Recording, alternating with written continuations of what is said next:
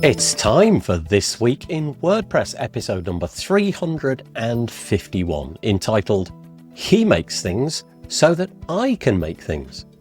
It was recorded on Monday, the 6th of October, 2025. My name's Nathan Wrigley, and I'm joined today by my co-host, Michelle Frechette, but also by guests Tim Nash and Courtney Robertson. It's a WordPress podcast, so we do get into some WordPress things. But before that, we spend a bit of time talking about whether it's possible for a computer to do anything which is random. Tim is adamant that it's not possible. I really want it to be possible, and it just keeps cropping up throughout the whole episode. So that's a lot of fun. Michelle Frechette also brings lots and lots of WordPress events to the show as well, and we talk about some bits and pieces coming up, including WP Accessibility Day, which is just around the corner. And then we get into all of the different bits and pieces. So WordPress 6.8.3 is being released. Tammy Lister has a fantastic new project called Blocktober, where she's creating a different block with telex every day of this month. We actually spend a little bit of time talking about WP Accessibility Day because of a podcast episode I did with a couple of the contributors to that project. Nick Hamsey is creating a bit of a stir in the WordPress space, particularly around plugins and how they're discovered. Quite a lot of it I really sympathise with, and so we get into that to quite a large extent. We also talk about the fact that Kathy Zant has used the podcast plugin, Podcaster Plus, that me and Dan Maybe have been making. She used it out in the wild, and it was absolutely fascinating watching a YouTube video about that. And then we spend a bit of time talking about the community, about codes of conduct, and a whole load of other things as well. And it's all coming up next on This Week in WordPress. This episode of the WP Builds podcast is brought to you by GoDaddy Pro, the home of managed WordPress hosting that includes free domain, SSL, and 24/7 support. Bundle that with the Hub by GoDaddy Pro to unlock more free benefits to manage multiple sites in one place, invoice clients, and get 30% off new purchases. Find out more at go.me/WP Builds. And by Bluehost. Redefine your web hosting experience with Bluehost Cloud. Managed WordPress hosting that comes with lightning-fast websites, 100% network uptime, and 24/7 priority support. With Bluehost Cloud, the possibilities are out of this world. Experience it today at bluehost.com/cloud. And by Omnisend. Do you sell your stuff online? Then meet Omnisend. Yes, that Omnisend. The email and SMS tool that helps you make $73 for every dollar spent. The one that's so good, it's almost boring. Hate the excitement of roller coaster sales? Prefer a steady line going up? Try Omnisend today at omnisend.com. Hello. Good morning, good afternoon, good evening. Welcome wherever you are in the world. That's probably the wrong way to set up this, isn't it? Let's go with that. That's a bit nicer. There are four of us, but Tim Nash is. Can I say to you? Yes. That is either the longest 2 minutes or the shortest 2 minutes in podcasting, depending on what you're trying to do. Isn't it weird? During those 2 minutes. Yeah. If there's nothing to do, that is torture. Those 2 minutes and that song. But if you've got loads to do, if you're trying to run to the restroom or something, it's like, oh my gosh, it's almost over. I know. It's ridiculous. Anyway, here we are. We're going to be joined in a minute by a fourth guest. He's been on the show, but he's been on the panel in the background, but he's just had to nip off for a moment. That's Tim Nash. But we'll do the quick introductions, including for Tim as well, because he'll definitely be joining us. But let's go around the houses and firstly say welcome. Episode number 351 of This Week in WordPress. As you can see, we've got Michelle Frechette and Courtney Robertson joining us. Let's go that way first and say hello to Michelle Frechette. How are you doing? I am well, thank you. How are you? Yeah, good. Yeah, really, really nice. Michelle, as you know, if you've listened to this before, because she's frequently here as a co-host, she is the Executive Director of Post Status. And in addition to the work over there, she's also the podcast barista of WP Coffee Talk, the co-founder of Underrepresented in Tech, creator of WP Speakers, WP Career Pages, co-founder of Sponsor Me WP and Speed Network Online. She's also an author, an influencer, and a frequent organizer and speaker at WordPress and other tech events. Living outside of Rochester, New York, she likes to take nature photographs. And the one URL which we kind of always mention that encapsulates the whole lot is meet Michelle.online. Thank you for joining us again. Really appreciate it. Of course. I will tell you that it's our high today is 28 Celsius, 83 Fahrenheit. Whoa! For October, that is almost unheard of. Yeah, that's crazy. Like, yeah, we do not have that here. Although I can imagine that where Courtney is, it's a bit hotter. Hello, Courtney. It's only maybe 1 or 2 degrees either direction, whether it's Fahrenheit or Celsius compared to Michelle. Michelle is about 4.5-5 hour drive from me, I think. Yeah. So it's not terribly different in the temperature or climate, but it's lovely to be here. My windows were open all night, overnight, last night still. I'm enjoying the last bits of summer, dare I say, October. Yeah. What? Yeah. We've got the same here. It's it's unseasonably hot, which is really nice. Yeah. Anyway, sorry, let me do the proper introduction for Courtney. So Courtney Robertson is an open source developer advocate at GoDaddy, WordPress mentor, co-founding board member of the WP Community Collective. I wanted to say WPCC then, but realized that it collides, doesn't it, with another project. A former computer science educator, she champions contributor onboarding and sustainable funding. Off stage, she plays... Now, this is curious. You've never put this in your bio before. At least I've never made a note of it. Off stage, she plays a 7-string electric violin. What the heck? How do you even get your fingers? I've got bananas for fingers. I'm not even getting... I'd be doing 3 strings at once. For the audio only folks, I just held up my violin and it looks kind of like a Strat body, right? Yeah. And it just has 3 lower strings added to it. I want to know what the YouTube channel is to go listen to you play. Ah, no kidding. Oh, no. Oh, no. No, we're not doing that. No, says Courtney. No, not yet. To a WordCamp stage near you. Yeah. Actually, well, I don't know about a WordCamp, but I have asked. There is somebody in our WordPress community that has performed at Cloudfest Europe. I might see. Yeah, you should get yourself on stage and do that. That's that'd be interesting. However, I didn't finish the bio. There's a couple of extra things. After the 7-string electric violin, mic drop, but you also like to play around with 3D printing, hiking, photographs, and gardens. 3D printing is something I always see other people doing and get kind of jealous. Thinking I'd like to try that, but yeah, that's a nice hobby to have, I think. Yeah, there you go. Yeah. Okay, and that's 2 of the 3. Tim has joined us. He's back on the camera. So there's Tim. Hello, Tim. How are you doing? You've entered at the top. Oh, it's because you were the first one in. That's how it. That's how it works. I take priority. There's Tim Nash. And he's called himself a doom speaker. He always provides us with an interesting bio. And I confess, this time I didn't read it, so I have no idea what's coming. So let's hope it's not that weird. Tim Nash is the person you don't admit you call. Okay. Oh, I get it. He is many agencies' dirty little secret. Oh, it's like that, is it?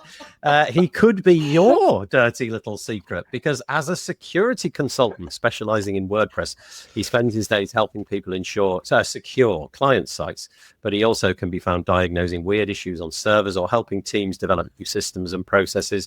You can learn more about Tim at timnash.co.uk. There was nothing too weird in there. I love the little dirty little secret bit though. I guess that's part of your life. You just sort of merge into the background, never to be seen. And... I mean, if people are shouting about me, it's probably a problem. Not a great fit for it. But you can, and you can definitely hire me. The reason I was a bit late was I was on the phone to the garage, and now I have a £2,000 garage bill to deal with. No, never answer the phone to the garage, Jim. It's a basic mistake. Mind you, it doesn't make the bill go away, sadly. Let's just have a quick look at the comments. Firstly, before we do that, I'll just raise up. If you are joining us and you would like your friends and relations and things to come and join with us, that would be lovely. This is probably the best place to do that. Let me just see if I can make the comments not do that. I'm not sure why it's doing that. Sometimes it does, sometimes it doesn't. Auto shift, it says. Sorry, Michelle, it's going to interrupt like that a bit today. There's the URL. I just wish I was taller. That's all. That's how you need to get one of those chairs where you can pump the handle and up you go. Go share this URL, wpbuilds.com/live. If you go there, there's a little YouTube box on the side, so you need to be logged into Google. You can make some comments in there. However, if you don't want to be logged in, inside the video player is a little live chat button. Top right says live chat on it, and you don't need to be logged into anything at all. So there we go, wpbuilds.com/live. Let's have a look. There's always a few comments. It's lovely when people join us. Appreciate that.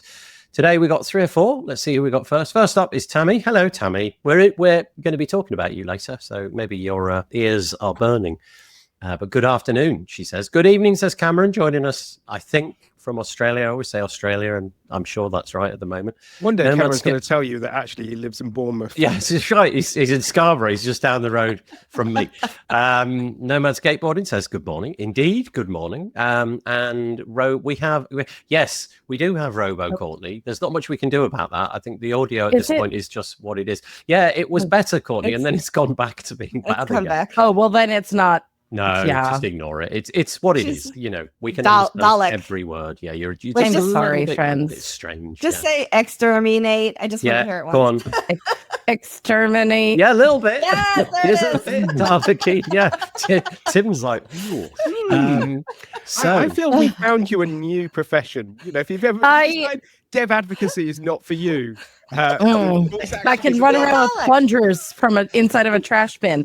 When I was at the airport in Heathrow coming back like a week ago from LoopConf, there was an automated little robot that was milling about cleaning things, I guess.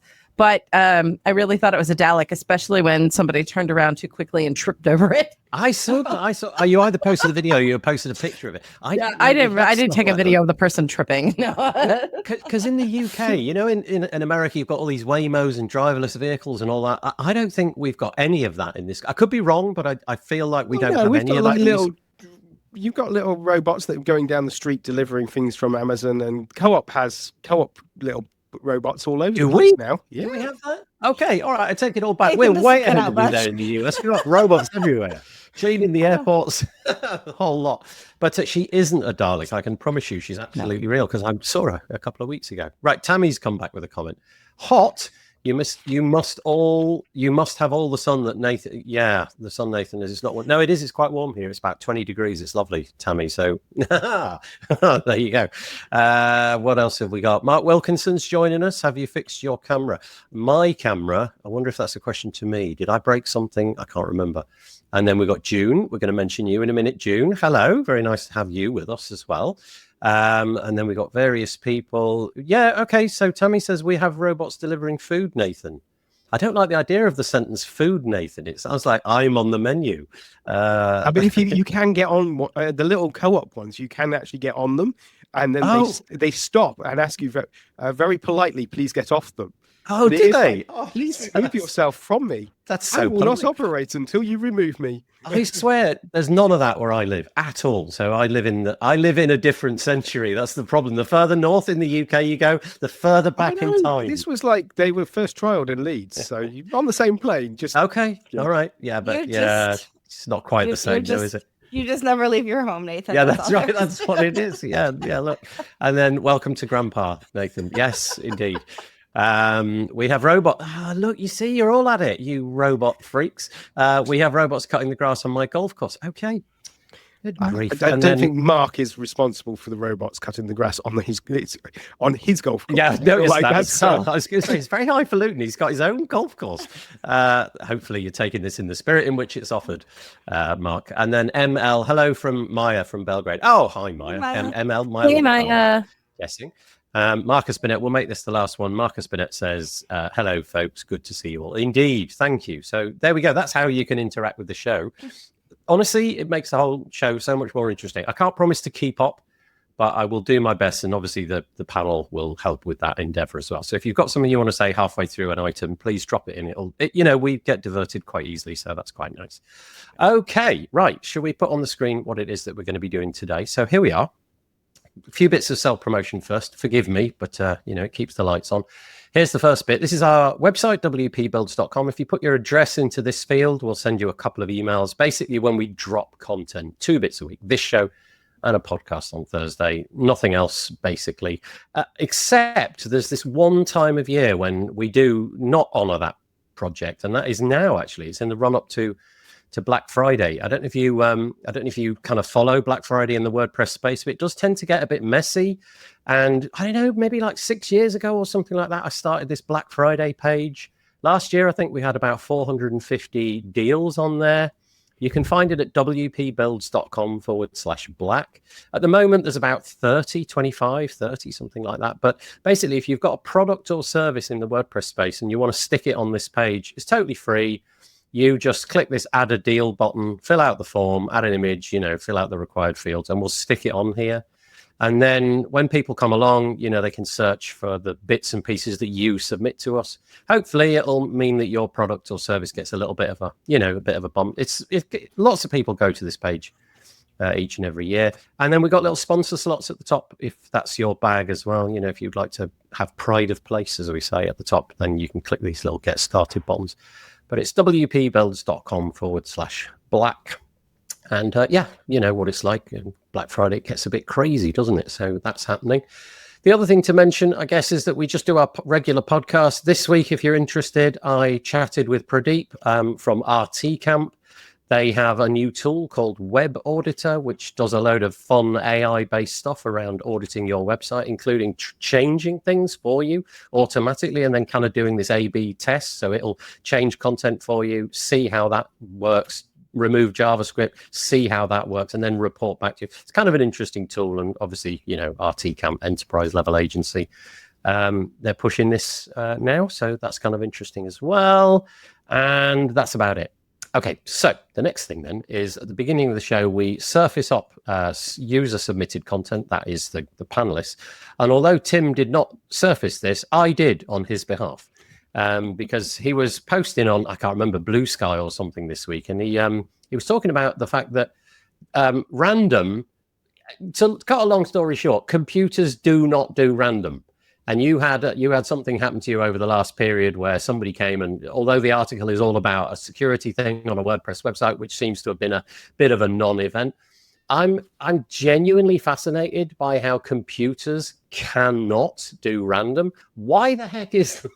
Why can't they do random stuff? Because they're programmed. Yeah. I mean, literally, if you think about it, they use logic. Yeah. Logic is all structured. And now try and think in your mind how you would logically break down something to be random. Do you know, this was for me the thing that I always said until like 2 years ago, when obviously that moment passed. I always thought this argument, why computers can't do random, would be the exact reason they could never make art. They could never make a song. They could never create a painting, because it occurred to me they didn't have that ill-defined thing, which creativity, there's a bit of randomness and serendipity in it, but that's not the case. Like, they can now do art and they can do songs, but they still can't do random. If you gave, the main famous phrase, if you gave an infinite number of monkeys typewriters, they'll eventually write Shakespeare. Yeah. That's pretty much what AI is. We're just giving it some slightly more, some constraints and pointing it towards a source to start with. So AI is what AI produces is not random, but it's not creative. Because the heart of so much security out there, like for example, I have Bitwarden. It's my password manager. I click the random password generator button, and this thing which approximates random to me, 40 characters of just pseudo random junk comes out. And I think, yeah, that's random. And it's totally not random. You could work backwards if you knew what all the things were that were lined up to get that password out. I don't know if that's the case, because I imagine it's interrogating your computer for what the heck's the CPU doing, what's the temperature of this thing over here, what's the screen over here do. It combines all of these things, which creates this simulation of random, but it's still not random. If you knew all the inputs, the output would always be the same, I guess. To a certain extent, yes. But generally, so the other thing is, how random do we need it to be? And that actually is what the crux of that article was really about. Not. I think everybody can accept if we are building logic systems and deterministic systems, we can't make random. It has to have an external source for its randomness. Otherwise, because it can't possibly come up with something, there's no logic to make something random.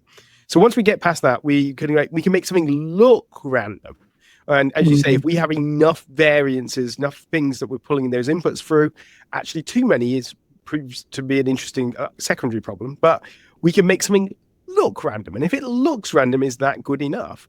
Now, if in certain security issue considerations around encryption, no, we want things a little bit more random than you might imagine.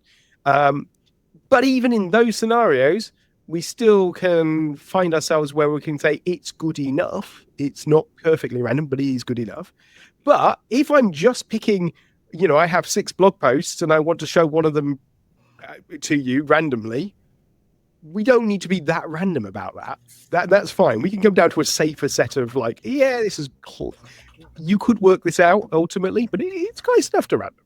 So sorry to interrupt there. Would a new, because I feel like we shot past the Turing test a year and a half ago and nobody blinked an eye. It was like, oh yeah, computers can talk to us now. We would never know.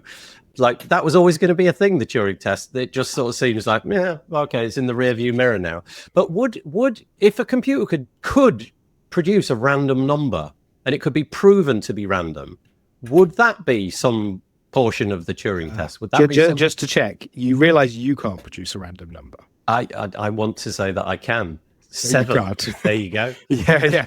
You absolutely can't produce a random number. You had number. to think about it. I know. You had to think about it. You had to pull from a finite set of digits. Oh, it's so infuriating because we get into this whole debate about consciousness and where the heck the number 7 actually popped up from. It's irrelevant because the number 7 is definitely not random. All right, 9 then. No. Tim, what company is it? I feel like you would know this. There is a company that uses photographs of random stuff in their lobby, Cloudflare? Not random. Yeah, Cloudflare, they've got a wall of lava lamps, haven't they? Yeah, that. Yeah, lava lamps or other. But you would be like, if you were a Laplacian determinist and you think you could rewind the clock. I couldn't spell it, so I would never be that. No, but you know what I mean? His whole thing was like, if you could predict, well, obviously Heisenberg says you can't, but anyway, if you could predict where every molecule in the lava lamp was at any moment and you knew what you knew where it was moving, you'd be able to predict each lava lamp. But of course, it's just out of the bounds of compute. You can't. Well, more importantly, the sensor that's taking the photo is ways. Right, yeah. It would be that doesn't matter. But that's irrelevant. I mean, irrelevant to that. Even that was then proven that those lava lamps were ultimately not true randomness, but we just need to get close to true randomness. Can I just say, I totally have proof of the existence of randomness. It's called my cat. My cat is totally random. There's just nothing normal about my cat. It just comes and sits on your face in the middle of the night and things. I imagine that your cat thinks very logically. Very sensible cat, yeah. It's fascinating. Anyway, there you go. So computers cannot do random, and if you think that they can, you're wrong. Maybe, like I said, one day that'll be the thing. And more importantly, you can't do random either. Let's be clear. Humans, animals, cat, whether it's a cat, whether it's a human, whether it's a computer, we all are relatively deterministic in our approach. We might not understand what's causing that supposed logic, but we all work on a set of rules. So yeah, you're right. You are so right. Okay, here we go. Let's go into the comments. So back into why computers can't be random. Tammy says because they're logic machines. Olivia Lafleur says because computers are deterministic, they rely on things that look like random, like time, but you can replicate them if you know the initial conditions. Yeah, that's what I was meaning about the lava lamps. If you could somehow go backwards in time and figure it out. And I mentioned about art. Art isn't random. Okay, that's interesting. Yeah, art is predictable. It's just finding the predictability or the pattern. Oh, this is fascinating. Olivia again goes on to say, artificial intelligence has always been a moving goalpost. Things that were a criteria for AI 50 years ago, for example, playing chess, are now expert systems. Yeah, that's interesting. Artificial intelligence just means we haven't figured out where the limits of the system are yet. Oh, so much interesting stuff. And then just to bring things back down, let's go back to tea. That's good. Tammy, I'm enjoying tea I purchased with you at LoopConf. So, oh, look at that. See, that was random. Nobody expected that. Oh, yes, they did. Unexpected in the comments. Yeah, Tammy expected it and Courtney. Darn. Okay. I would love for something to be random. But anyway, let's go to the next thing. But okay, no, one more thing. Roy says those lava lamps were actually first done by SGI in 19. So still very not random. No. I love Zach says close to random is his punk band name. Oh, is it? Okay. Yeah, close to random. Not actually random. Okay. See, now if I'd known that would have made a way better title. Yeah, that's right. Close to random. Tim, can we... Go on. Zach, will you be mad if we use that as the show title? It's got to be that, hasn't it? Close. Would that infringe upon your band's copyrights at all? On the list. Close. Or my cat is random. One of the two. Okay, there we go. Close. The cat that sits on my head is random. Oh. I'd be kind of curious to see if anybody can put in a random comment, like just utterly left field that makes us all laugh. That'd be kind of an interesting. But it's no longer random because you've determined it would happen. See, you prompted them. Okay. You see, this is why Tim has to go and have no friends or whatever it was he said in his bio. That's what he goes. Not he had no friends. He's a dirty little secret, apparently, is what it says. Grumpy old man. Get off my lawn. I like it. That's right. I don't know that we've ever gotten this philosophical on the show. So it's great. What's next? Yeah, okay. We're half an hour in, got folks. Nothing as good as that, but never mind. Here we go. Let's randomly pick the exact next tab in here. Okay, here we go. No, you're not going to randomly pick the next tab. I'm actually going to the end because you just threw these in, Michelle, because that's Tim's piece. Here's some that Michelle wanted us to mention. They're all events. So we have several events coming up over the next 2 months. Well, yeah, a little bit under 2 months. So Evolve Digital is happening in New York City. It was scheduled to be a one-day event, is now 2 days. They've got so many great speakers lined up, and they have a track specifically for WordPress. And you have it's too late. It was up till last week to apply to speak. Getting it in, Michelle. I know, same, but you can still plan to attend. So it will be in New York City. It's Civic Hall in Union Square, November 20th to 21st. Okay, perfect. That's the first one. Here's number 2. Number 2 is Cloudfest. Cloudfest is coming up at the beginning, November 5th and 6th in Miami. Unfortunately, I won't be able to attend one. It's just a little outside of my price range for this year to do all that travel. But Cloudfest USA, there's going to be some amazing WordPressers speaking there. Jess Frick, who is one of our co-hosts here on the Week in WordPress, will be speaking, as will Mary Hubbard will be speaking there too, and a few others whose names are escaping me right now, but tickets are still on sale for Cloudfest USA. You could absolutely go, and it will be in Miami, so it'll be nice and warm down there, hopefully, the first part of November. Nice. Right, number 3 then is this one. Yep, number 3 is WordCamp Canada. So WordCamp Canada is coming up the 15th, 16th, and 17th in Ottawa, Ontario, Canada, and it's on my birthday, October 15th. So I will I'm going to be speaking on the 16th. I'm delivering a keynote for Women Tech Global on the 15th, and then I get right in my car and drive to Ottawa for WordCamp Canada. So tickets are still on sale for that as well. Zach says he's going to be there. You're going to be in Miami. Yeah, maybe bringing his camera with him. Right, and then the next one, I'm going to introduce in a circuitous way via the podcast episode that I did. Perfect. So you'll see in a moment on the screen. There we go. We had a podcast episode, or I had a podcast episode over on the Tavern website with June Liu, who's in the chat, actually, really nice. Yeah. And Dave, I know him as Dave, but it's David is what we've got around here. David Denado, 2 representatives of WP Accessibility Day. And so we did a podcast about why the mission matters, what's going on the day, and how you can expect that day to run. It's a 24-hour event and so on, which leads me, I guess, to the website. Is there anything specific, Michelle, that you wanted to chime in with? I just wanted to make sure you have to register to be able to attend. It is not live streaming to YouTube as it has in the past. It is live streaming through Zoom and through Zoom webinars. So you have to register to attend. It is free to do so. You're absolutely welcome to make a donation at the time that you register. It is run as a 501c3 charitable organization here in the United States. So if you are in the US, any donation you make when you register to attend is tax deductible. But I wanted to make sure that you can't just happen upon it on the day of. You absolutely have to register in advance. And that was running on the 15th and 16th of October as well. Yeah, really. Do you know what prompted the change, out of curiosity? Yes, it is because when we're doing American Sign Language at the same time. So not only are the sessions being transcribed across the bottom of the screen in English, but we're also doing at the same time American Sign Language. And to be able to have all of that on the screen at the same time was not possible with YouTube. So it had to be done through Zoom. So it's being transcribed and signed all at the same time. So it's human transcriptions happening at the same time. Gosh, That's correct. that's So when people say how much could it possibly cost to run an event like that, when you have human transcription and human ASL happening all at the same time, and you're paying for Zoom and all of the things, it does actually add up. And so we are, as I said, a 501c3 charitable organization here in the U.S. And all of the money that we raise through that absolutely goes back into the organization to make the event possible year after year. Can I ask a quick question about this? So you may not have the answer, but you mentioned that obviously you've got to pre-register. So presumably there's some funnel that you drop into, which then allows you to get a Zoom link and things like that. If you were to fail to register, but decide on the day that you wish to register, is it kind of game over, or do you know if there's an option? You can register day of. It's just that you won't get all of the reminders in advance, and so it won't be on your calendar unless you go all the extra mile to do those things. But if you register in advance, you will get the reminder emails that's coming up. You'll get the the links. Everything will happen in plenty of time to be set up for success to watch at any point during that 24 hours that you'd like to.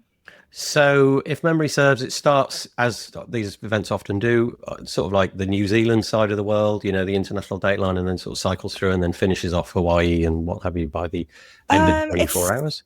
Starts at, I believe, 1 p.m. Central Time here in the United States. Let's look that up, actually. Let's see what we can see. What would I do? I'd go to the schedule, I guess, wouldn't I? Let's have a look on there. See what we can find. You've got a really an impressive keynote speaker, haven't you? You've got Joe doing the open marks. Okay, so it's 2:45 UTC. So that's kind of, London, Europe, and so on. And then the actual stuff, if you like, begins at 3:00 in the UK with Vitaly Friedman. And I've actually forgotten where he's from. Where's he from? He's from Smashing Magazine. Smashing Magazine. Yep, he is the one of the founding members and the editor-in-chief at Smashing Magazine. So go to 2025.wpaccessibility.day. There's a lot of dots in there. Also, just in case anybody did listen to Nathan, it's 4:00 London time, not 3:00. You're quite right. I simply can't do the maths. There it is, clearly on the screen. Which they clearly put on the screen for you. How random was that I got that wrong? I'm going to keep trying. I'm going to keep crowbarring. Which actually, I think is 11 a.m. Central Time. So I have that right. Yeah, okay, we'll go with that. Right, okay, so there we go. There's all the bits and pieces surrounding that. So we've managed to get back on track, I think, and here we are. Let's put some WordPress-y bits and pieces on the screen as well. Not really a lot to say here, excepting that if you are running client websites and, they're not auto-updating, which you really probably should at this point, WordPress 6.8.3 was dropped during the course of this week. It was a security fix, so it says it in bold here. It is recommended that you update your sites immediately. The only bits and pieces that I can see down here, there were a couple of things in terms of security: a data exposure issue where authenticated users could access some restricted content, and then a cross-site scripting XSS vulnerability requiring an authenticated user role that affects the nav menu. Hopefully that's going to all have been taken care of. This sentence caught me short. So I've never really parsed this sentence. Maybe it's always been there at the bottom of these security changelog, security posts. But it says this. Tell me if I'm wrong. Is this new, or is this always the case? As a courtesy, these fixes have also been made available to all branches eligible to receive security updates, currently through 4.7. As a reminder, only the most recent version of WordPress is actively supported. I don't know why I thought, is that a new posture, or is that how it's always been, No, Tim? that's... Oh, go, Connie. Go, Courtney. Sorry. So hosting perspective here, there are sites, if people are on a not managed plan, they can choose to run an old version of WordPress. And in running that old version of WordPress, security fixes still need to be addressed. And so those are being deployed pretty much across all hosting environments. Whereas if there is just a feature or like some kind of a bug, right, like a normal bug, the feature doesn't work or something like that, that's not going to backport the security issues so much. Okay. So they do try to indicate when that happens, and we do see it also in plugins as well. Less common in themes, but that's just because people aren't switching those around quite as frequently, I guess. Okay. Thank you. Tim, you can verify me on if... I was going to say, it is an absolute pain to backport security things. And there has been discussion every 6 months or so comes around should we be backporting? And there is positives and negatives towards backporting. At the moment, the clear important thing is that officially WordPress only supports the very latest release. Yeah. So if you were in a state where it was something where you required compliance reasons that you had to be up to date, you couldn't claim that 4.7.39 or whatever that version is the latest version or in compliance. It is, as I say, really time consuming, and there has been a lot of maybe the security team shouldn't be backporting. Maybe that's not helping people update a long way, but they're maintaining that process, especially the 4.7 branch, because that was the last one before full site editing. And if you sort of look at the various graphs of where people stopped updating, there's very few prior to 4.7 installs out on the web. Still some. I came across one that was on 1.5 something the other day. It was like, wow. Had it's not been Did you log into that? No. I think if you log into it, it dies. I'm not sure. It's like a Schrodinger's WordPress site. It's there only on paper. It works as long as no one logs in. Yeah, exactly. But 4.7, you do see this like little spike, and that is where people have gone, oh, I will not move over to Gutenberg full site editing that came in version 5. Okay. Rightly or wrongly. You also weirdly now see quite a lot of people who went to Classic Press at that point back on stuck on that 4.7 branch. You've got this very strange sort of group of people who are there. So they backporting that's why it backports specifically to the 4 branch. At some point that will end, and it's got to, because the WordPress is diverging away, and as Courtney said, they're not putting the backporting new features in there, otherwise it would just be a release. So they're only backporting security fixes. They've also got to work out if the security fix actually relates to the older version as well. So if the code may have changed significantly, at which point they are then having to go back and look for a completely different fix for something. So we really could do with stopping it. On that release itself, probably a more interesting story was the little oopsie that PatchStack did, where they inadvertently released that there was a security issue before the patch was made available, which they themselves went, oopsie. I didn't see that. A little bit trigger happy. So if you had PatchStack installed on any of your sites, or if your host was pulling in PatchStack, for a little while it was telling you that you've had a security vulnerability in your WordPress core, and there was no fix available. So that was a little oops. That out was of the interesting... 10,000. Sorry, Courtney, you go. Sorry. I think I saw that there was about the individual that had this leak, and I know his name, but I choose not to draw extra attention there. Is that, out of 10,000 or so times that this person has reviewed things, having this go through, and in addition to that, the vulnerabilities, you had to actually do a good bit of work to exploit them. This is one of those moments that you have to stand on one knee, pat your head, and do the tummy thing. And even then, you have to get through some security to get to do the thing to make the exploit, right?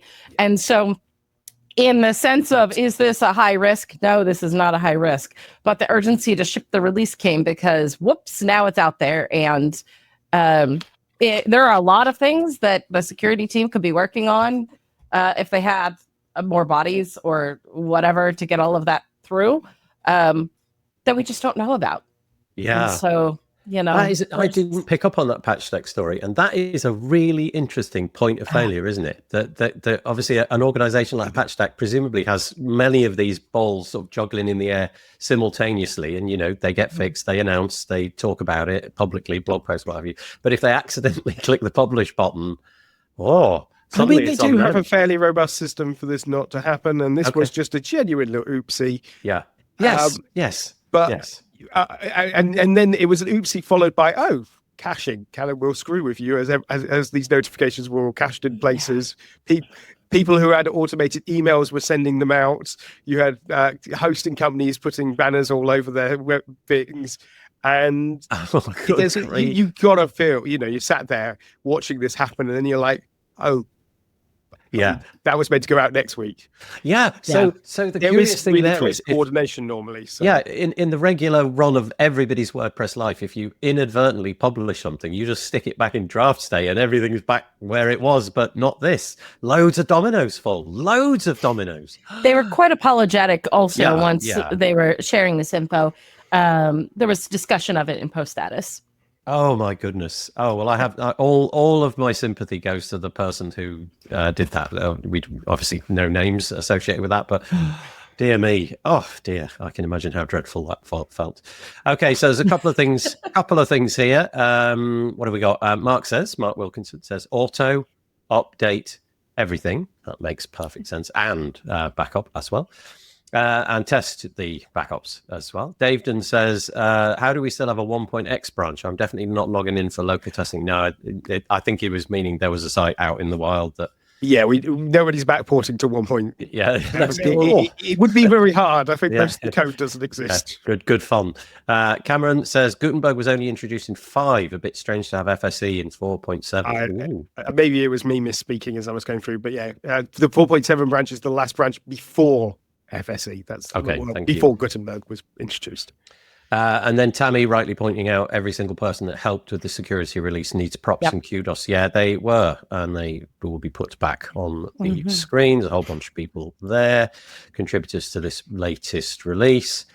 Hog ops, says Olivia. Yeah, we're sending all the love things that you could possibly send. There we go. Oh, and Tammy Lister missed this one. Backporting is an incredible fine art form. Okay. And as we know, art is not random. Therefore, backporting is not either. I'm going to spend the rest of my day trying to think of something that is truly random. I know I'm going to fail, but I'm going to try. And I'm going to step in for Nash, for Tim Nash, and say, if you're trying to think of it, it is therefore not random. Am I correct, Tim? Okay, let's move on. Back on track here. I get it. Right, so we've said at the top of the show that Tammy, who is on the show frequently, last week in fact, she has got a really nice little project going on. Here it is. And why did nobody secure this name before? That was so obvious. Blocktober. What a great idea. So Tammy, with the help of the Telex platform by Automatic. Well, I'll just read it. The idea is simple. You can put it on screen too. Oh, sorry. Apologies. I thought I'd done that. That was about to... Yeah, thank you. I'm so sorry. I thought I had. So here we are. This is Blocktober, Blocktober, for those that can't see the screen, .fun, and then / Blocktober if you want to get to this page. So the idea was simple, she says, a block a day for the month of October. I, as in Tammy, will be using Telex by Automatic, like a prompt system for creating blocks and plugins and things like that. But I think blocks specifically, to make these and posting each day at 12 p.m. UK time, 1 block a day all month. And if you go back to the homepage, here we go, you can try some of them out. This is a work in progress. I confess, I tried Snake, but I got very annoyed very, very quickly because it turns out I'm not very good at it. And Tetris might be more your speed than Nathan. Well, it starts a little slower. Do you know what? Yeah, it's blocky blocks. The problem with any of these games is I just get really annoyed. I have this high expectation of myself, and then I can't live up to it, and it really annoys me. Tammy, I gave you 20 minutes of my day playing Tetris the one day. Oh, okay. Oh, I feel really bad because I was at least 45 minutes to an hour before I realised how much I'd spent playing that game. I rage quit. I'm sorry. Robbed our panel of at least an hour and a half. Tammy, make a block about Lego, and then it's a block in a block as well, which would be so fun. Tammy, can I just ask that you create a random number generator, please? That's got to be one, and number 30. And can you use a lava lamp to assist in the creation of that as well? But yeah, Nathan, what a great idea. Sorry, go on, Courtney. Slightly off topic, but Tammy may appreciate. The random number generator, Tammy, should always answer 42. Oh. Yes. He says, reaching, if he's slightly out of the reach copy of The Hitchhiker's Guide for the Galaxy. That's a good answer. So all I can say is go and have a look. Tammy is obviously, it's a lot of fun. Tammy's having a great time creating these different bits and pieces. So we've got Snake, we've got journaling prompt, we've got pixel block, terminal block, ASCII Tetris, and obviously the post about the actual whole enterprise. Ignoring, I don't want to ignore, but the fun ones like Snake and Tetris, actually, the changelog that was published, I mean, it might have been today. Oh, it is the one at the top. Mm-hmm. I actually thought, that's super cool. I might actually use that. So what does this one do? This creates a changelog from what? As you give it a source, it generates you a changelog. That is neat. Yeah, that is a good idea. So a block that outputs a changelog, this can have a GitHub URL, uploaded file, or pasted content. You can edit the markdown and so do some simple styling. The idea would be to simply show on a page changelog, keeping it simple to start. That is nice, and it sort of sums it up beautifully, doesn't it? Look at that. Ooh. Yeah, very nice. I was asking Tammy some questions the other day regarding the prompts that she gives it, and we both kind of settled in on, we go to other AI systems to help write our prompt before we give it to Telex. And I'm excited to see if and when Tammy shares some of the prompts that led to the project, how she goes about framing the prompts that get Telex to do this. I want to know. That would be very good. If you had like underneath the block, the prompt that was stored there. Oh, Tammy, there you go. That's for next year. That's Blocktober 2026. You can include Tell your us own your changelog secrets from a year ago. Yeah. So firstly, Tammy says thank you for including this. Of course. She then goes on in slightly loud English, I might add, to say there are no random generators. There's got to be. I'm sure of it. I'm sure you're right. And then Nomad Skateboarding says they made a random with a quantum computer this year, if that counts. Tim, I'm sure. No, Tim's not happy. They didn't. They made something that looked random with a quantum computer this year. Yeah. And then David, very kindly, saying he's tried out the Tetris and he enjoyed it. It took a lot. Yeah, there you go. There's the problem. Tammy, you're destroying the productivity of many of the people in this chat. So now that I've shown it to many more people, maybe we'll get some more time spent in that manner. And then Taco says, don't worry, Nathan, you're the only one having high expectations of you. It's true. Even my mother gave up at a very young age. I know. That's hard. It is hard. But we're not going to say it out loud. Yeah, I know. Taco will. I so often sat on the naughty step. Right, okay, so there we go. Paul, you can say anything. Yes, indeed. There we go. Blocktober.fun.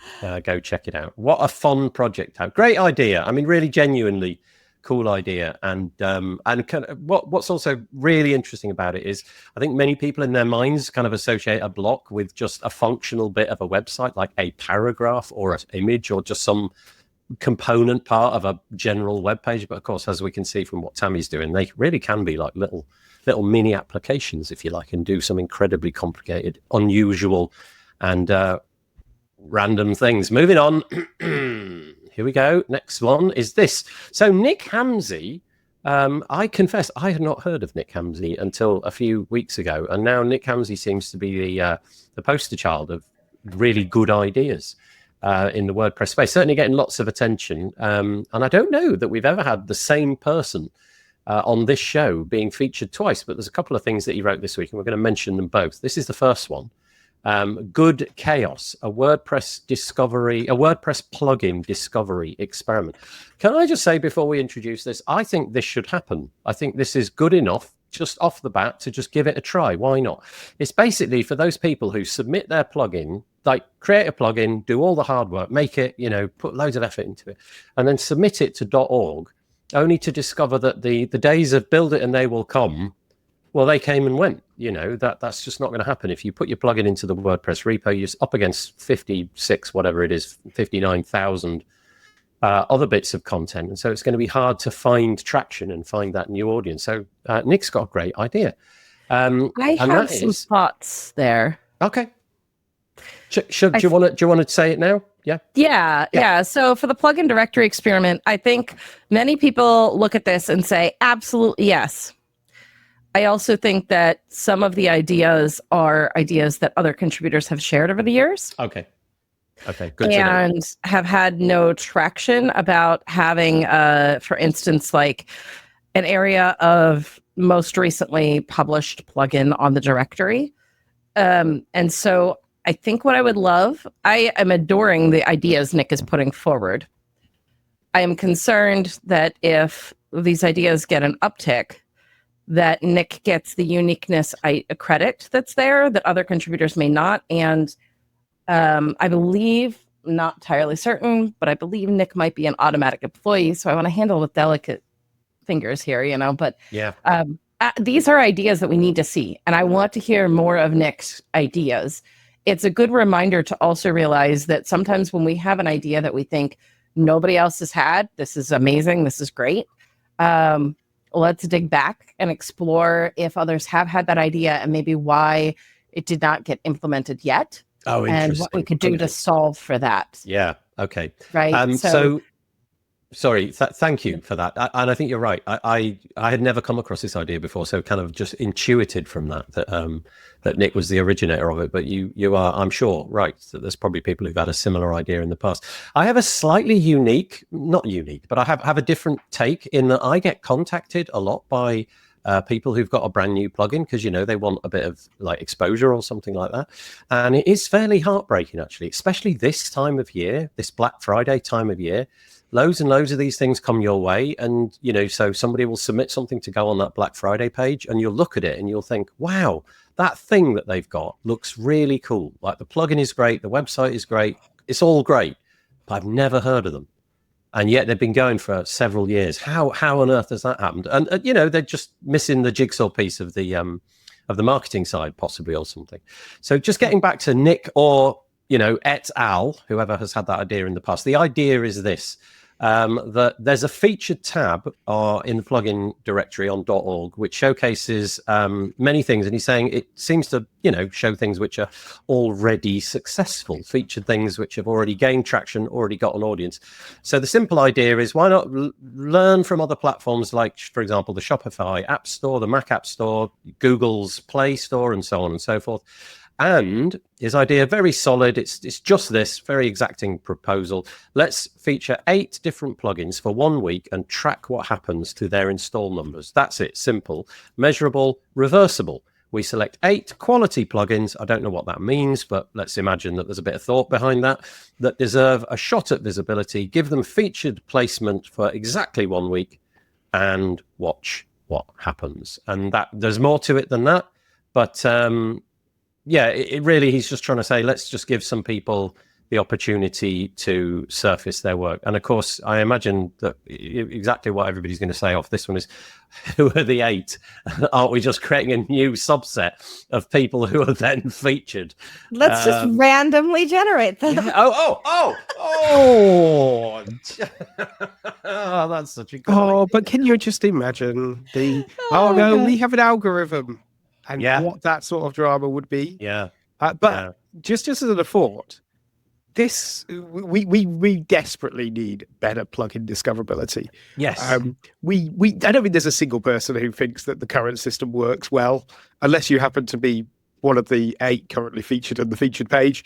You absolutely, if you search, even if you know the name of a plugin and you search for it, there's a reasonable chance that even if you put the correct name in, it still doesn't come up first in the search directory, depending on various things. So we all know this. We all know discoverability is a problem. So any work that we have by anybody who says, let's go and improve it, the problem has been that everybody who we've tried many times jumping up and down and saying we need to improve this, it is a area that seems to be walking on eggshells, and it seems to be very difficult to get traction. I'd love there to be like a featured editor section. I'll be honest, I think hosting companies should have far more control over the plugins page. It would be great. Most hosting companies should have control over the plugins. It would be great if they could have like a featured editor section where it's like, these are the plugins that we recommend our people to, our managed hosting. We know that you might need certain things. We can show the caching plugin or our hosting company's plugin there and things like that. Historically, you could get away with modifying and doing this yourselves. But even that, now people are like, ooh, you shouldn't be modifying this and you shouldn't be affecting WordPress core. which is where things like Fair really appeal to me, and this idea that like, oh, actually, this gives us a really good opportunity. If we've started to swap out the back end, we've started to swap out and we've got built-in discoverability options. Well, now we can create new UI at the front, and we can have fun with doing that. And people like Nick, who was all about like there should be more fun in Word. I'm sure that's one of his posts. Yeah, there was something about that a few weeks back. Yeah. That's, that creativity and things. We can bring that back in. We can start experimenting. Whereas at the moment, the plugin screens seem to be almost feel like they're off limits, and that if you can't change that. And I don't understand where that lock came in and why, because people have changed it in the past, and we seem to have just gained this sort of like, ooh, we can't do that anymore. And I don't know where that came from. Well, to that point, Jonathan, hello, Jonathan, says there was once a section in the dashboard that showed recently released plugins, and it was removed. He thinks about 12 years ago. I wasn't using WordPress that long ago. But yeah, that's good memory. Thing. Yeah. But if that's the case, that's kind of interesting. You said something interesting there, Tim, because you encapsulated it perfectly. You said an editor's featured section, and it's the word editor. So I have an Android phone, and if I go into the Play Store on Android, there's this, and they call it editor's choice or something like that. So they're making it obvious that some human being has decided this is worthy of your attention. Well, they've told you that some human being. That doesn't mean it has. No, okay, probably but just the algorithmic they're choice. Not sort of saying they're sort of making it appear that okay, this is there's some decision that went into raising this one in front of you. Maybe that was an algorithm, maybe not.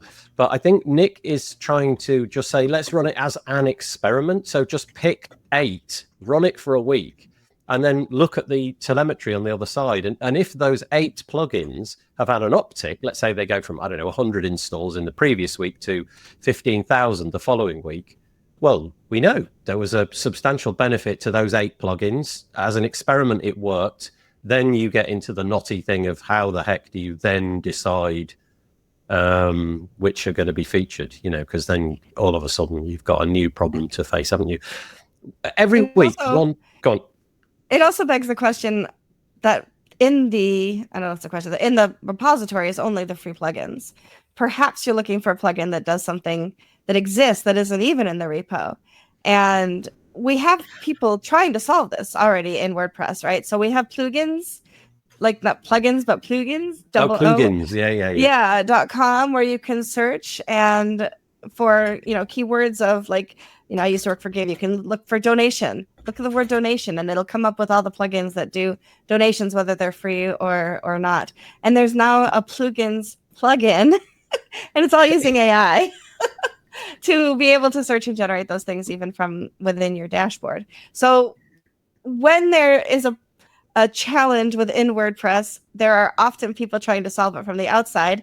But again, discoverability is the difficult thing, right? So trying to get some momentum behind something like plugins, which is made by Cervelia out of Barcelona.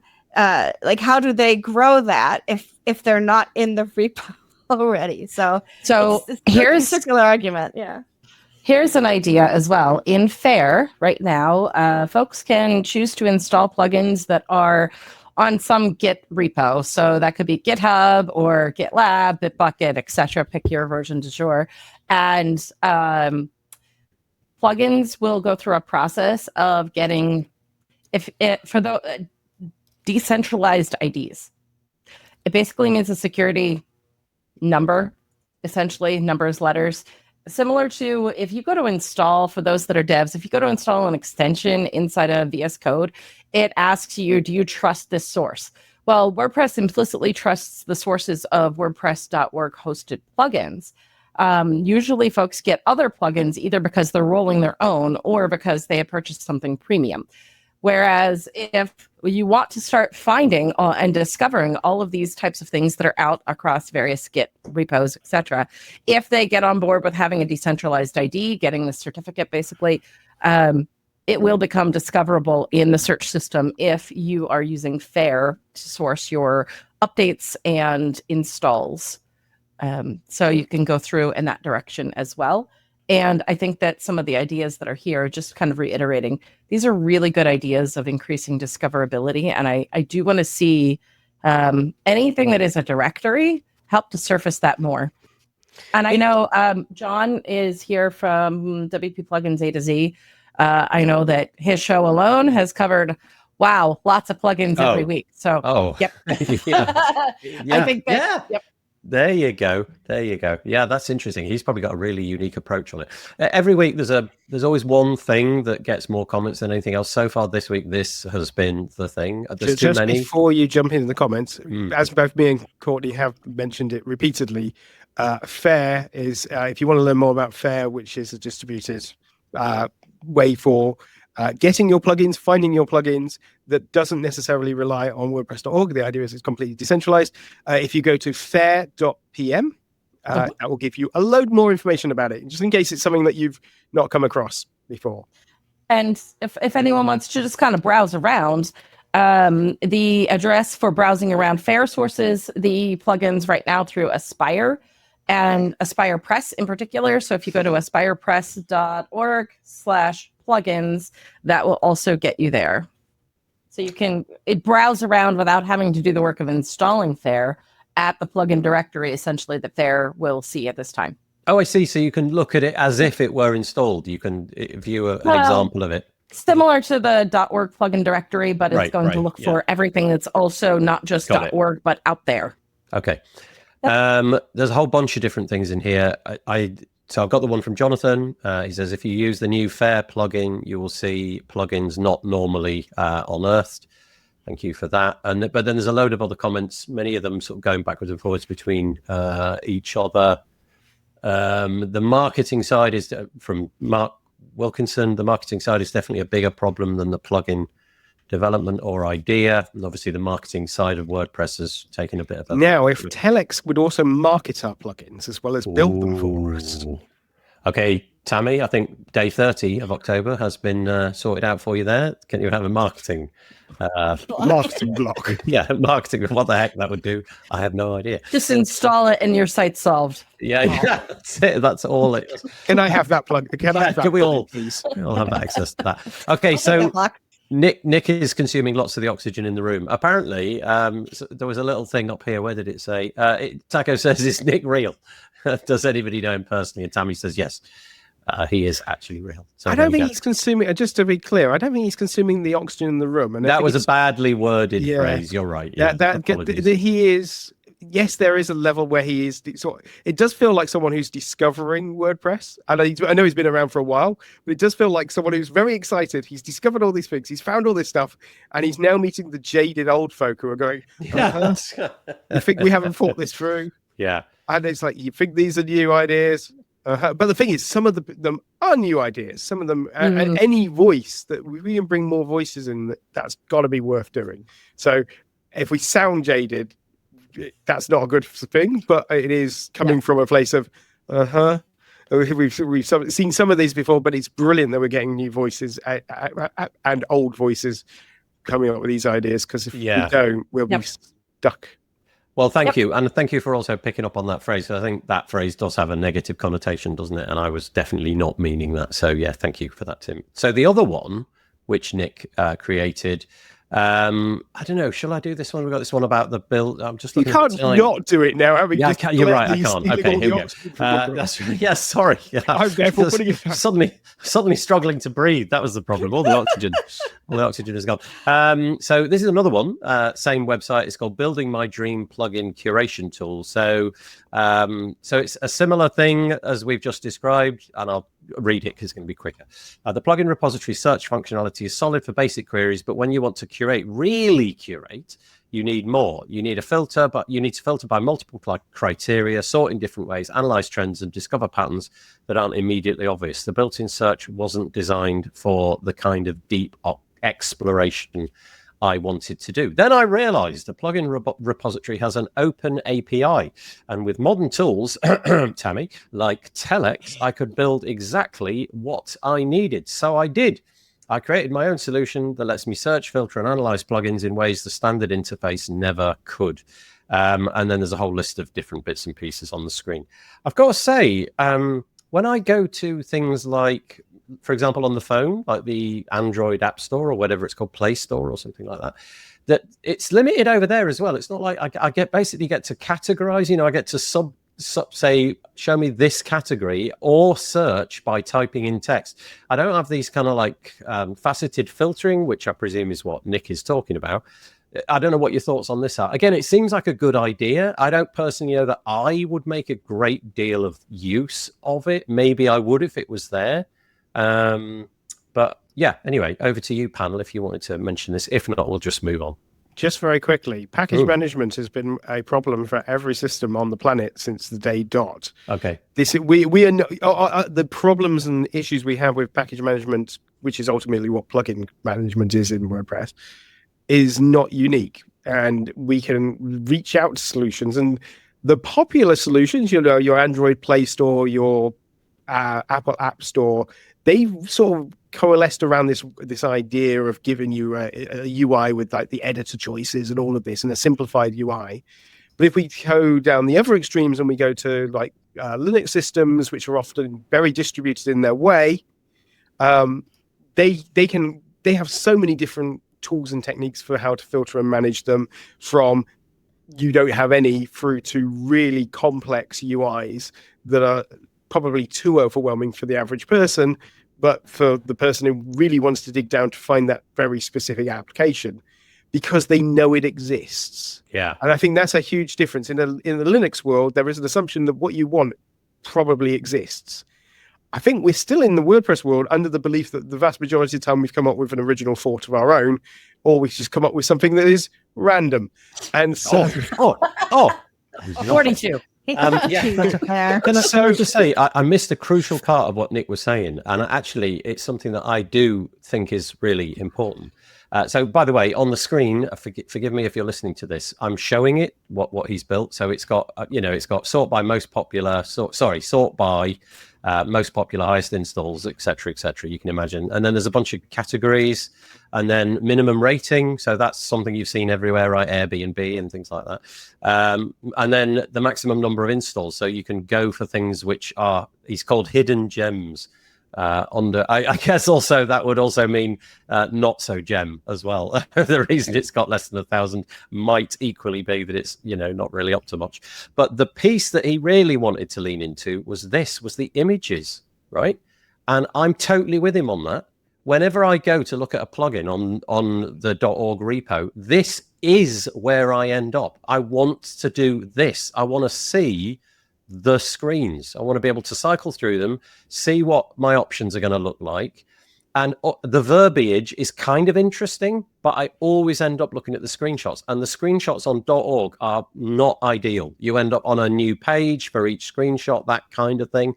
And it ends up being a bit of a messy experience. So I appreciate this bit. I actually think this is a really interesting way of surfacing things. Just the screenshots are front and center. That's the most important thing in Nick's mind, and I actually agree with him on that. Whether or not the spatted search is as useful. Anyway, there we go. He's built it, so you can go and have a look. Anything else before we move on? Time is running short. Okay, great. In which case, I will move on. Taco, who is in the comments, contacted me earlier in the week. I am so going to butcher these words, but never mind. I will try it. He says, so Taco, very nice chap that he is. He runs a WordPress event in, I'm going to say it, Nijmegen. Woohoo, did it. And how do you know you did it? Oh, darn, now you've undermined me. I don't know if I did it. I probably got it wrong. I know how I'll know. It's because Taco will pop into the comments and say, you did it right. So here we go. Sinterklaas, that's the one that I was very unconfident about. I'm guessing it's like short for Santa Claus or something like that. Is an event which they run, like it's their kind of Christmassy event, and it's all about giving gifts, and they want to do the same. So they are looking for financial and in-kind sponsors. So if you sell a WordPress plugin or service, or you can gift, and you want to have it promoted at the meetup, then reach out. Sponsors at WPM024.nl. It's on the screen. It'll be in the show notes. But basically, they're looking for people so that their event has this sort of happy giving aspect to it. So the idea of giving away prizes and so on. And in order to make that happen, they would like the prizes to be donated. So I just thought that was a really nice idea. So it's the WordPress meetup in Nijmegen. And presumably, 4th of December, what's that? 2 months out. So they're getting ahead of the game, wanting to get bits and pieces lined up for that. So Taco, hopefully that helps. He says you did it right. There you go. That's how I know I did it right. Luckily Taco drops in. No, I wasn't meaning, Taco, that it means it's not a gem. I just mean that there's bound to be some that are under 1,000 that are languishing because they are not a gem. Does that make sense? I wasn't trying to pour. Also, the other comment that Taco put on there was not about Progress Planner. I am amazed that it's only got around 200 installs. If I was had to guess, I would have been, it's probably got. I don't think it would be in the millions because it's a fairly new plugin, but I'd have gone it'd be in the tens of thousands. So I'm really shocked when it's like, it's just that seems really low. So just because something's low doesn't mean it's not good. Yes, indeed. You're quite right. Okay, so, and also he says, thank you for sharing it. So you're very welcome. I will link to it. It's a LinkedIn post.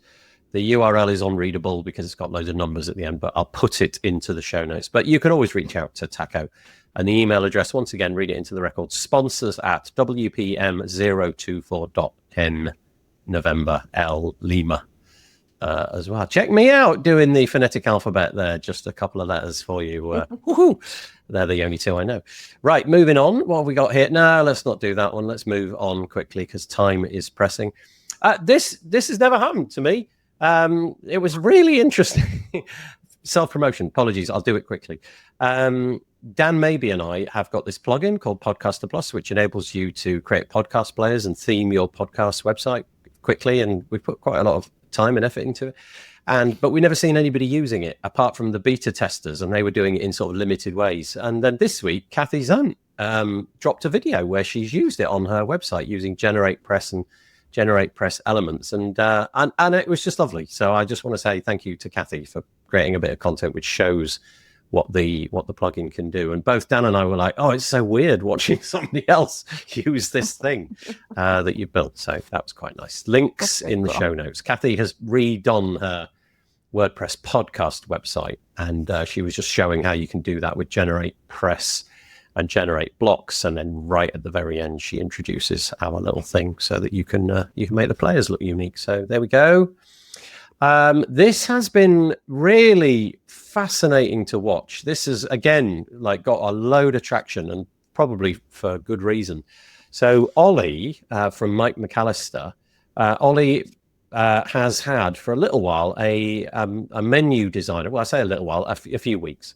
A menu designer whereby you can create your WordPress navigation in a full site editing theme using blocks. And I think it's fair to say that the core version of the options available for navigation are, let's go with limited. Let's use that word. And so Mike has come along and dropped what was a pro plugin.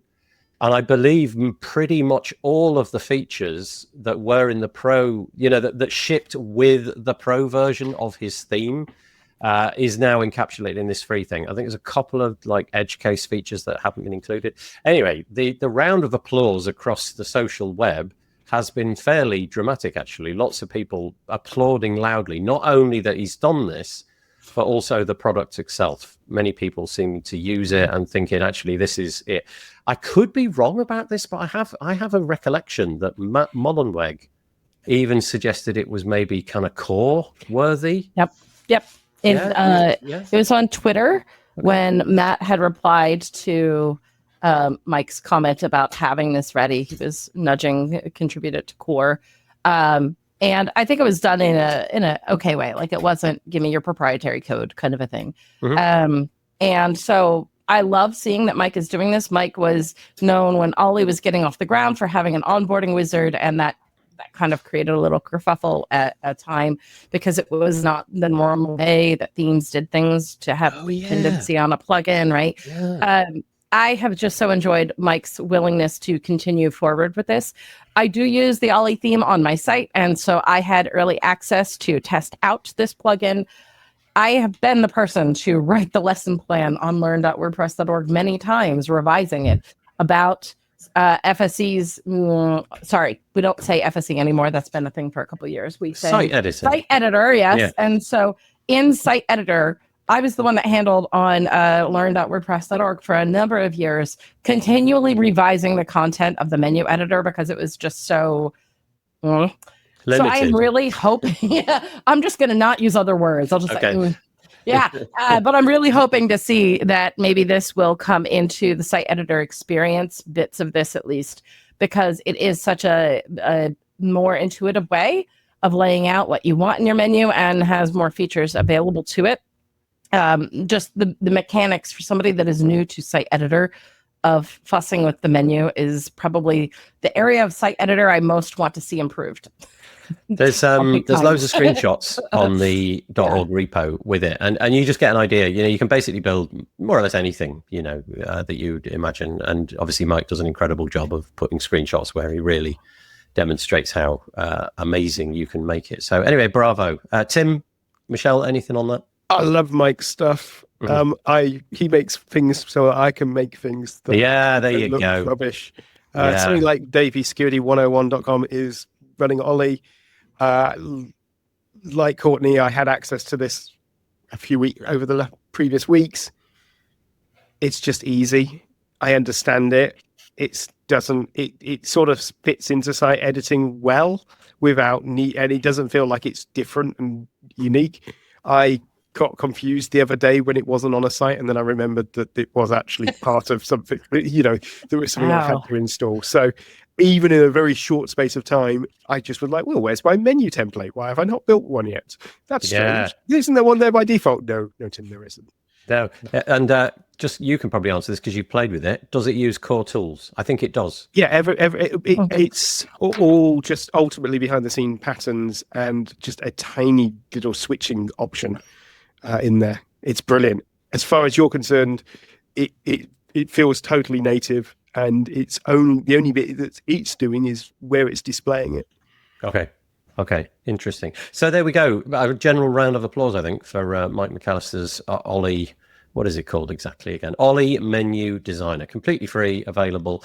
Read the description, and actually, if you want a more in-depth approach, there's this on the repository by Ray Moray. She talks about it and obviously has a back and forward conversation with Mike McAllister. Also, just worth emphasizing, you don't need Ollie. It will work with any site. Oh, good point. Yeah. Okay. So I realized we kept saying the word Ollie a lot. And in fact, I don't think he calls it Ollie's menu. I think it's just Menu Designer in the plugin. Okay, thank you. It's Ollie Menu Designer on the repo. Yeah, okay, yeah. I was trying to defend him. How? Yes. So, widespread applause. Bravo. There we go. Have a look at Ray's post on the repository if you wish to learn more. Okay, very quickly, we'll go through these as quickly as we can. This is a developer blog article, so, there's not a lot of point in me going through it because it's things that you, in a tutorial, wouldn't maybe implement for yourself. But just to say that in the forthcoming version of WordPress 6.9, there is a new developer option, which is border radius presets. I think Justin mentioned this, and there was a little bit of clamoring on social saying, why are we, lauding such basic things as border radius in WordPress core? Well, because it's there and it's cool to have, and not everything can be amazing, I suppose. Would it have been nice to have this a little while ago? Yeah. Of course it would, but now we have it, and Justin will explain how you can implement that if you, have a theme of your own, for example. Anybody want to go into that? No. Okay. Great. In which case, I will keep going. I didn't put this one in, so this is over to Courtney. This is WP Ally Docs Update September 2025. Yeah, so the docs update is the title of the article is not the most important part, but the important part there to know is the knowledge base is ready to contribute. So you see that the accessibility team is working on having its own knowledge base, and the address for that right now is at wpaccessibility.org. And they need folks to come and contribute. And so I'm excited to see where this is going. They've got a section there that I need to look into, like standards and best practices, testing for accessibility. I'm excited to see, what the direction of this project is. I think it could be really helpful for a lot of folks that need to get up to speed about accessibility to have a good definitive place. And coming from a WordPress lens of things, it will hopefully help us with how to do this inside of WordPress in particular, not just that there are lots of accessibility resources out there, but how do we in particular bring more accessibility into WordPress using the normal WordPress interface that we have. Very neat indeed. So I'll link to both articles, but probably the most salient one is this one. wpaccessibility.org is going to be the new home for the knowledge base, if you like, the documentation surrounding WP accessibility going forward. There's already an awful lot on there, but obviously, as Courtney said. And come contribute. Okay, yeah, of course. Yeah. Yeah. There's a menu item in the sidebar on the left, which is how to contribute, and there's a whole bunch of different bits and pieces that you can read there for yourself. Right, there were two pieces here, but I'm only going to do one. Tim, was it? Oh gosh, that didn't come. Was it this one that was the preferred one? Yes. Yeah. So this is a plugin. It's on GitHub. It's called Block Logins with Cloudflare, and not block as in WordPress block, but block as in stop. We all know what Cloudflare does, but what does this do?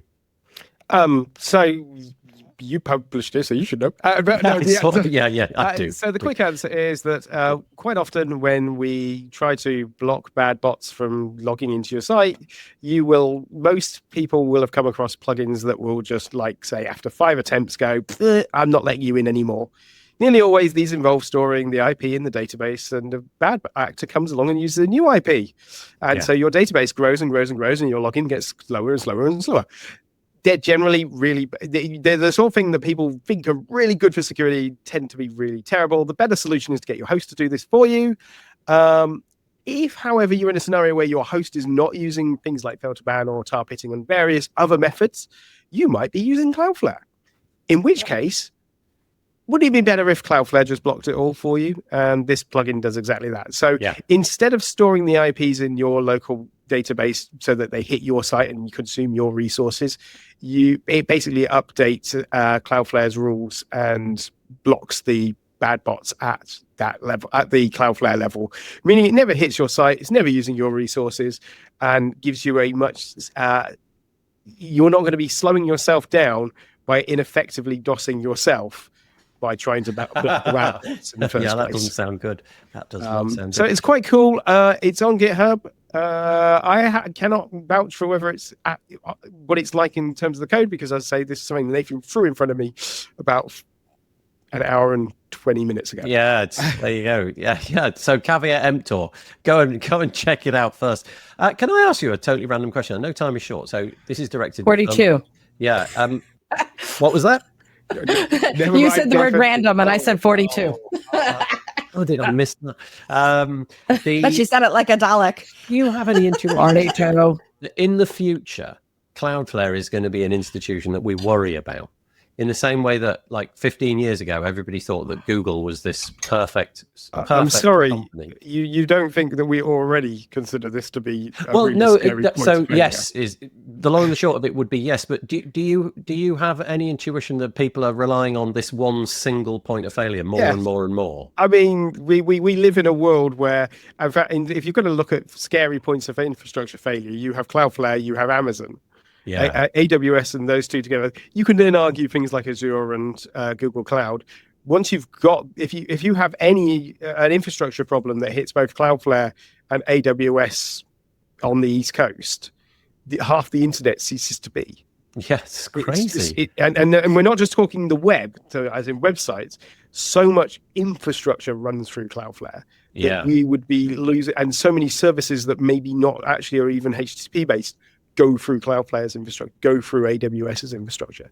So, we have these giant points of failure. Cloudflare is a really good example of a company that does awesome stuff, and I actively want to support. And at the same time, I actively don't implement a lot of the stuff that they use, because I do not want to be caught up in Cloudflare being inevitably something going wrong. Their positions, whether that's a political position, whether that is technical issues, whether that's a bunch of just them becoming more evil than they already are. That exactly that point is what concerns me, is that you just don't know how they're going to be in the future. But you don't know how any company's going to be on any No, exactly. And so we have so many good organizations that turn evil, and so many bad companies that there have been companies that we collectively say, these are really bad companies who've changed their minds. And actually, you end up in really weird scenarios where you're starting to say things like, Microsoft are really good eggs, aren't they? Yeah, exactly. Taco sort of sums it up. He says Cloudflare is problematically large, but so far at least they seem to be the good guys on the web. That's why I made the point about Google. Google for me were the good guys on the web, and then suddenly at some point I woke up and went, hang on, no, that all changed. What went wrong there? And then it's kind of too late. You're already embedded and everybody's addicted to what they do. He then goes on to say, and that was only a fraction of what could happen. I presume he's talking about CloudStrike there, which Cameron Jones mentioned, which was a problem we had a little while ago. And then Davidson says, a few companies control the majority of the web. Yeah, it was more from the technical bit, obviously, but also the ethical bit, and whether or not they become coerced by a nation state to do certain things in certain ways and that kind of thing. Anyway, that was just very quickly. We're fundamentally destroying the concept of a web. If we consolidate down to 3 or 4 major companies that control everything, it is no longer a distributed system, and that generally is a bad thing. Whether you like it or not, you don't want everything going through just 3 or 4 companies. I would like to draw everybody's attention to, now that you've just said that, I quickly looked it up. Go and listen to this one. Dave Weiner on decentralization and open publishing and things like that. A really interesting episode with an absolute stalwart of the internet. Goes back right to the beginnings, the Tim Berners-Lee sort of days and things like that. I had a chat with him over on the tavern. Right, time is really short. Which ones are we going to cover? It turns out the UK want to have access to your iCloud data. They've wanted this for ages, but I think Apple said no, because you want the entire world's data. So now the UK government have come back and said, but we only want the UK's citizens' data. So we'll see how this plays out. I'm curious. I'm just watching Tim's face to see. He's got a sort of slightly frowny, unexpectedly. Tim, are you an Android user? No, I'm not. Okay. But if I was, I've already lost my data, so I'm quite pleased that. Well, that's true. Google gave it away. You just lost it to somebody else. So anyway, that's the thing. Keep your eye on that.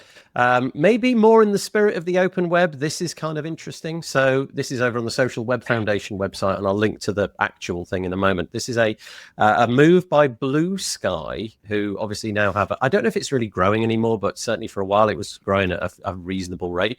Blue Sky. Imagine it like a Twitter X alternative.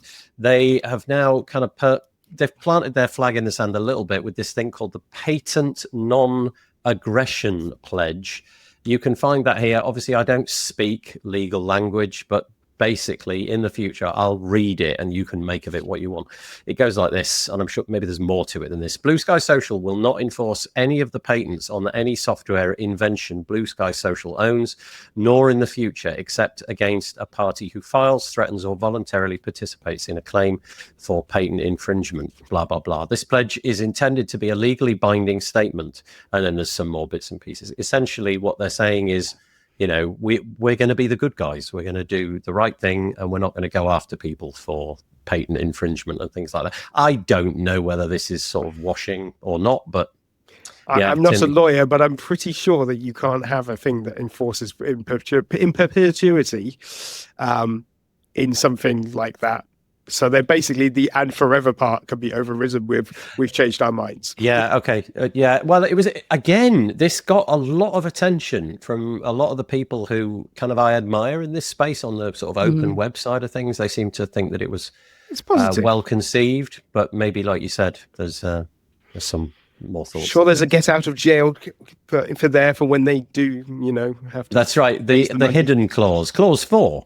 Which we're not actually going to release. Anyway, there you go. If you are using the social web, this might be something that you're interested in. What have we got? Have we got enough time? Ruby? I don't think we have. I don't think we've got. Maybe just this one. Should we just touch on this one very quickly? This is this came from Courtney. This was from you, Courtney, right? It is, yeah. So the pulse check on wider open source, Nathan glossed through. There's some drama over in the Ruby community, DHH saying things. Matt has had his blogging back and forth previously with the HH. And now we're seeing Eric Raymond, who is the author of The Cathedral and the Bazaar, which is kind of one of those fundamental principles under a lot of open source, calling for an end to code of conduct. And so what we're seeing in some large figureheads in open source, the open web, is on par with what we're seeing in global politics right now. This idea of ending a code of conduct is alarming to me, because when things are opaque, when there is not a standard to know what is appropriate and not appropriate, it is detrimental to the bazaar. In Eric's case, the cathedral and the bazaar. The bazaar is the marketplace where people come and build the big cathedral, essentially. And so Morten has a lot to say on that one, Morten Rand Hendrickson. But this idea of getting rid of a code of conduct, it's kind of like saying we're only here to focus on just the software, not the community, not the people involved in creating this software. And so that puts the individuals that contribute to this at risk. I really hope that we don't see what Eric is proposing make its way into other open source projects. Eric is known for having some other opinions that are equally as savory or unsavory, depending upon your mindset. I will post this. We obviously haven't had a chance to really dig into the weeds of it, but this is on the itsfoss.com website. It's called The Man Who Started Open Source Initiative Advocates for Abolishing Codes of Conduct. You can read it for yourself, but he basically is arguing that such codes, and I'm going to quote from the article, such codes have failed their stated purpose entirely. Rather than fostering collaboration, he claims they have been tools for causing disruption, and he now believes that it really should be encapsulated with this one sentence: the code of conduct should be removed and everything should be written under this one guideline. If you are more annoying to work with than your contributions justify, you will be ejected. I don't really know how to parse that, because there's a lot of subjective stuff in there. Annoying to whom? yeah, quite. So anyway, interesting to see that some things are moving in one direction. You know, we saw the Blue Sky thing there, trying to at least go in one direction. We obviously got these people, DHH from Ruby, and now what was this guy's called again? Eric Raymond. Thank you. I really like Cameron Jones's comment. Oh, thank you.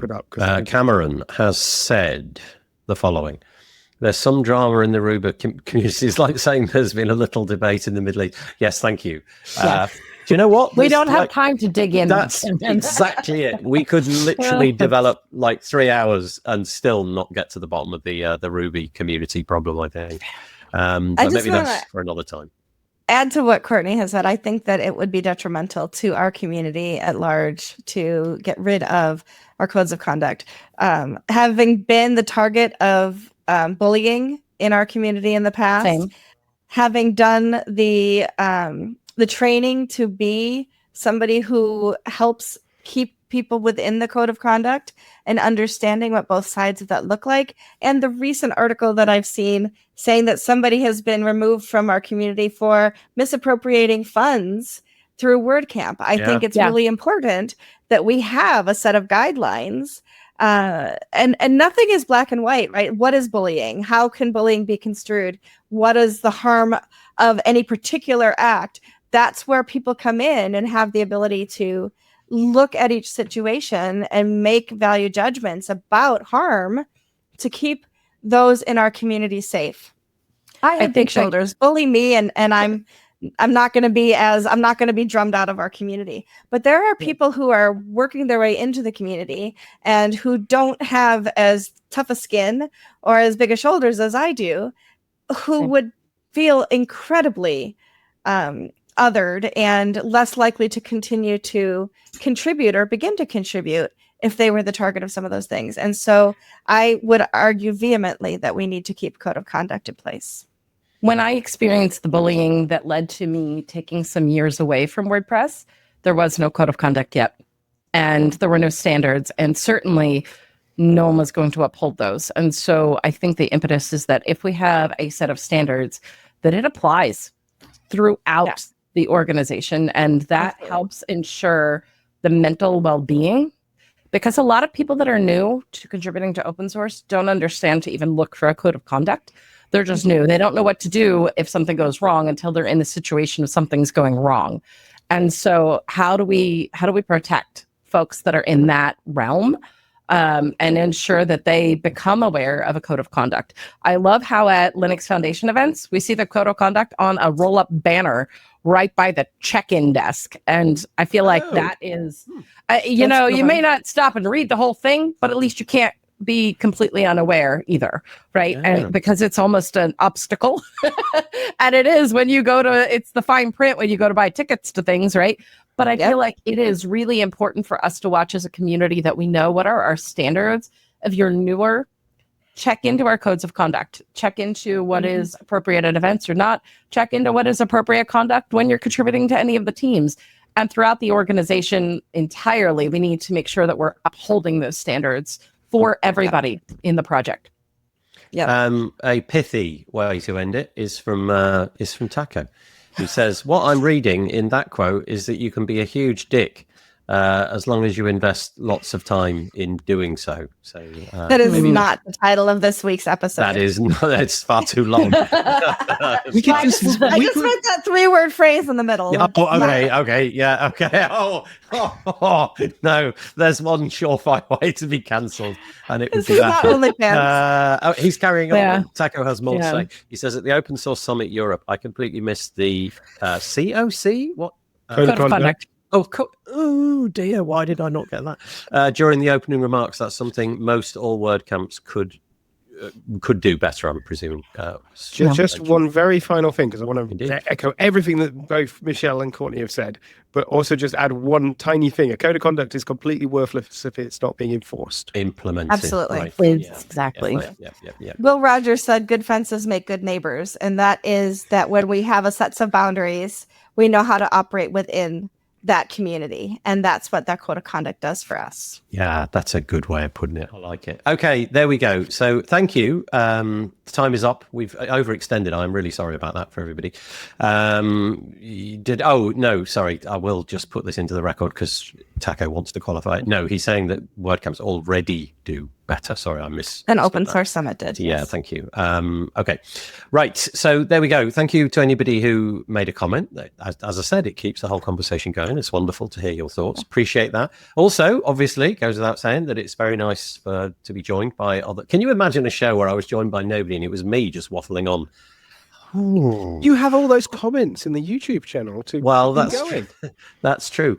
Oh, no, I don't think anybody wants to imagine that. But so thank you to you three. So just imagine what randomness would come out of your mouth. Well, yeah, probably a lot. I'm looking forward to the day when I can just be replaced by AI. I feel the barrier is quite low. Halloween is coming up and Michelle needs a costume idea. Halloween is coming up. Maybe she'll just have an AI version here. Yeah, you can do an AI generated background. That might just cut the mustard. Then but unfortunately, I can't be on that episode this year. Oh no, that's true. Outside appointments, so I won't be here. But... never mind. Sorry. Okay, right. So thank you to you, the audience. Thank you to our guests. Firstly, co-host, there she is, Michelle Frechette. Thank you very much indeed. Tim Nash over there. Thank you so much for all of your contributions. And to Courtney over there as well, thank you for your contributions. Really appreciate it. We'll be back in a week, hopefully, something like that, with another show, with a different panel. The only thing that it remains for me to do is to do the slightly humiliating hand wave. Do you know what I nearly said? And I don't know why. Okay, this is random. Right? Nearly said you've just started it by preface. This random. You wait until you hear what I'm about to say, then you too will agree it's quite random. I nearly said the humiliating hand wave of death. No, that just shows where your mind was going. What was going on? I'm not doing the hand wave now. No. You got it. Nathan, which one of us were you looking at when you thought of this? And do we need to go and see a doctor?